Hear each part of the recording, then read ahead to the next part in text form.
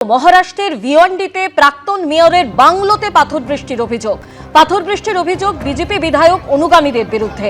মহারাষ্ট্রের পুর নিগম নির্বাচনের ফল প্রকাশের পরই অশান্তি। প্রাক্তন মেয়র বিলাস পাতিল ও বিজেপি বিধায়ক মহেশ চৌগলের অনুগামীদের মধ্যে সংঘর্ষ। পাথর ছোড়াছুড়িতে আহত দুপক্ষের একাধিক ব্যক্তি। পরিস্থিতি সামাল দিতে লাঠিচার্জ পুলিশের।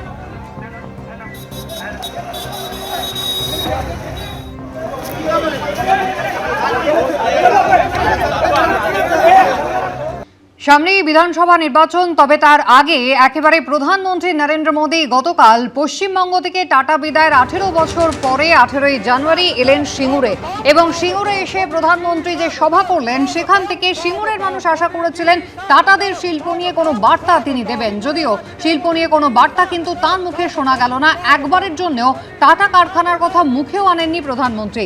টাটা গোষ্ঠী চলে যাওয়ার জন্য মমতা বন্দ্যোপাধ্যায় সমালোচনাও কিন্তু করলেন না।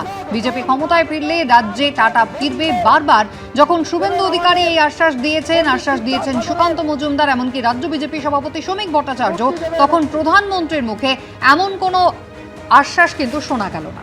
ভারত মাতা কি, ভারত মাতা কি।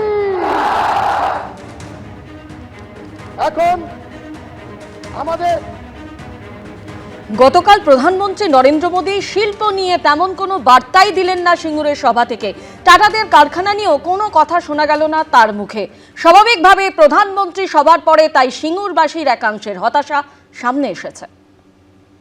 এতদিন টাটা বন্ধ ছিল, মমতা দি কিছুই করেননি। আমরা ভেবেছিলাম যে মোদিজি এসে কিছু করবেন, কিন্তু উনি তো কারখানার ব্যাপারে কিছুই আলোচনা করলেন না, কিছুই বললেন না।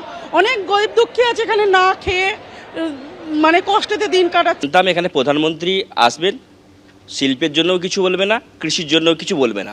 আমরা ভেবেছিলাম যে এই মঞ্চ থেকে উনি সারের দামটা হয়তো কিছুটা কমাবেন এবং চাষিদের সঙ্গে থাকবেন এবং চাষিরা ওনাদেরকে বাহবা দেবে। কিন্তু এখানে যে সভা উনি করলেন, তিনি চাষিদের নিয়ে একটা কথাও বললেন না এবং শিল্পের নিয়ে কোনো কথাই বললেন না। 2006-7 শুরুতে আন্দোলন যখন শুরু হয়, তখন এই আন্দোলনে ওনারাও ওতপ্রোতভাবে জড়িত ছিল। তার জন্যই হয়তো উনি বলে ওই কারখানা নিয়ে কিছু আর বললেন।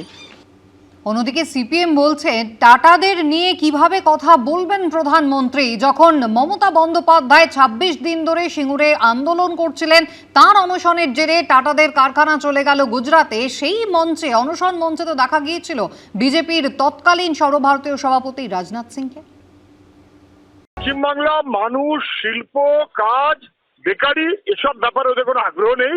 ওদের একমাত্র কাজ বিভাজন, অনুপ্রবেশের তত্ত্ব ইত্যাদি। বেলুনটা আরো একবার ফেটে গেল।